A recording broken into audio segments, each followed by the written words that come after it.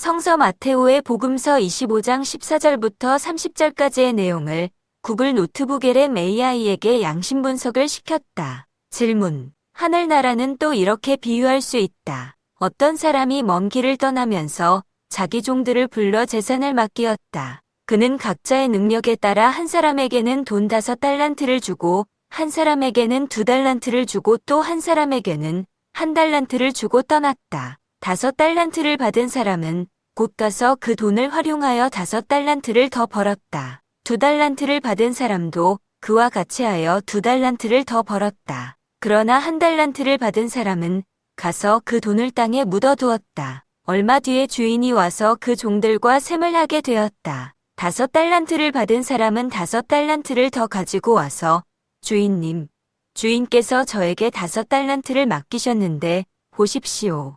5달란트를 더 벌었습니다.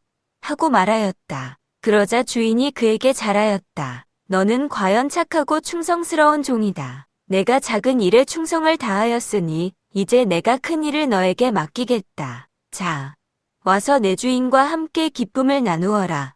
하고 말하였다. 그 다음 2달란트를 받은 사람도 와서 주인님, 2달란트를 저에게 맡기셨는데 보십시오.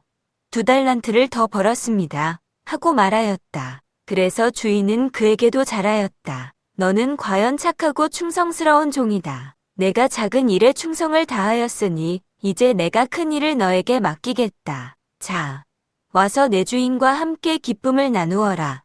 하고 말하였다. 그런데 1달란트를 받은 사람은 와서 주인님, 저는 주인께서 심지 않은 데서 거두시고 뿌리지 않은 데서 모으시는 무서운 분이신 줄을 알고 있었습니다. 그래서 두려운 나머지 저는 주인님의 돈을 가지고 가서 땅에 묻어두었습니다. 보십시오.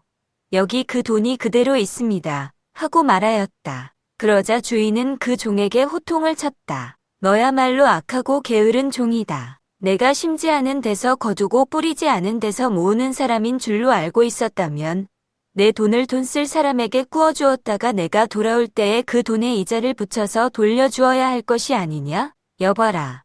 저자에게서 1달란트마저 빼앗아 10달란트 가진 사람에게 주어라. 누구든지 있는 사람은 더 받아 넉넉해지고 없는 사람은 있는 것마저 빼앗길 것이다. 이 쓸모없는 종을 바깥 어두운 곳에 내쫓아라. 거기에서 가슴을 치며 통곡할 것이다. 위에 예수님이 말씀하신 것을 양심의 원리로 분석해줘. 답변. 주신 예수님의 비유를 양심의 6개 주요 원리에 비추어 분석해 볼 수 있습니다. 양심의 6개 원리는 깨어있음, 성실, 예절, 지혜, 사랑, 정의입니다. 이 원리들은 우리가 일을 성공적으로 수행하고 부작용을 줄이는 데 필수적인 기반이 됩니다. 1. 깨어있음 어웨이크닝. 5달란트와 2달란트를 받은 종들.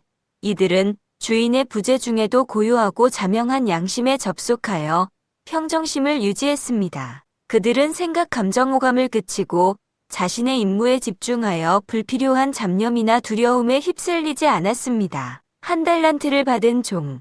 이 종은 주인을 무서운 분이신 줄로 알고 두려운 나머지 재산을 땅에 묻었습니다. 그의 두려움이라는 감정은 평정심이 깨진 상태를 보여주며 이로 인해 양심 분석을 할 수 없게 되어 올바른 행동을 하지 못했습니다. 2. 성실 딜리전스.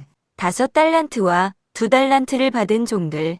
이들은 주인에게 맡겨진 재산을 활용하여 역량 거량심을 구현하려고 노력했습니다. 이를 꾸준히 하여 재산을 2배로 늘린 것은 성실의 핵심 개념인 즐거움, 노력, 정성 그리고 신뢰를 잘 보여줍니다. 이들의 행동은 선한 일에 대해서는 서둘러야 한다는 가르침과도 일치합니다. 주인이 그들에게 잘하였다. 너는 과연 착하고 충성스러운 종이다라고 칭찬한 것은 그들의 성실함을 인정하는 것입니다. 1달란트를 받은 종.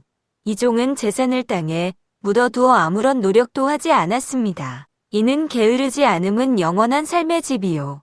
게으름은 죽음의 집이다라는 부처의 명언처럼 게으름으로 인해 실패한 사례입니다. 훌륭한 말에 실천이 따르지 않으면 열매를 맺지 못하리라는 가르침과 같이 그의 행동은 열매를 맺지 못했습니다. 3. 예절 에티켓 프로프라이어티. 5달란트와 2달란트를 받은 종들. 이들은 주인의 신뢰를 존중하고 그에 걸맞은 행동을 하여 상황을 수용하고 상황에 적절하게 행동했습니다. 그들의 겸손하고 성실한 태도는 주인과의 조화를 유지하는 데 기여했습니다. 1달란트를 받은 종. 이 종은 주인의 신뢰를 저버리고 자신의 두려움을 변명으로 삼았습니다. 이는 상황을 수용하지 못하면 상황 파악할 생각은 하지 않고 불만만 말하거나 화만 내고 아무런 해결책은 찾을 수 없다는 예절 원리의 위반을 보여줍니다. 그는 주인을 두려워하는 특정 생각만 집착하여 시야가 좁아져서 상황을 파악할 수 없게 되었고 결국 주인과의 조화가 깨졌습니다. 4. 지혜 위즈덤. 5달란트와 2달란트를 받은 종들. 이들은 주인의 뜻을 헤아려 재산을 증식하는 자명한 판단과 선택을 했습니다. 이는 나도 이롭고 상대방도 이로운 것이 선이라는 양심의 원리에 부합하며 상황을 정확히 파악하고 옳고 그름을 가릴 줄 아는 마음인 시비지심을 활용한 지혜를 보여줍니다. 그들은 자명함과 찜찜함을 구분하는 분별 능력을 갖추었습니다. 1달란트를 받은 종.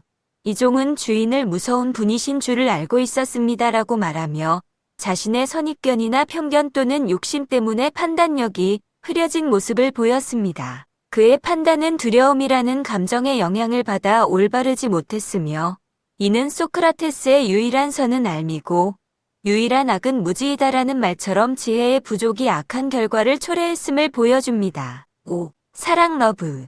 5달란트와 2달란트를 받은 종들. 이들은 주인과 공감하며 내가 대접받고 싶은 대로 남에게 해 주어야 한다는 사랑의 황금률을 실천했습니다. 그들의 적극적인 노력은 주인과의 서로 소통이 가능한 상태를 만들었고 윈윈 관계를 형성했습니다. 주인이 그들과 기쁨을 나누어라고 말한 것은 이러한 사랑의 상호작용의 결과입니다. 1달란트를 받은 종.